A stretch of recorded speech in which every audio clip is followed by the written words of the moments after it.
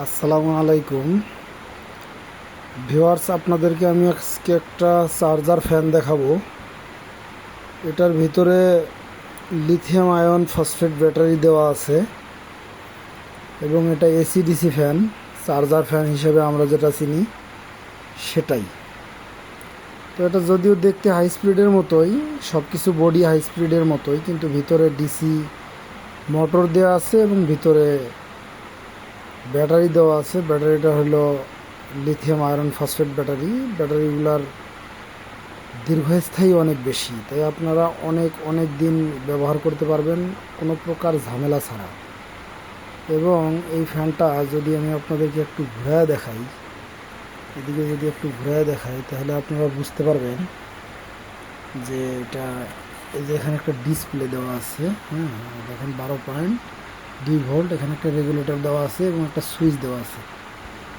তো এটার ভিতরে ব্যাটারি সেট করা আছে এবং এটা একবার চার্জ করতে মোটামুটি 2 ঘন্টা 2.5 ঘন্টা সময় লাগবে।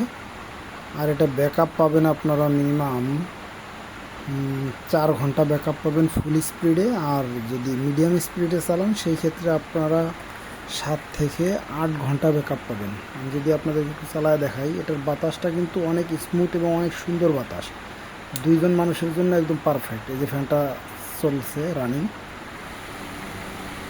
আপনারা শব্দ শুনলে বুঝতে পারবেন যে এর স্পিডটা কীরকম চলতেছে।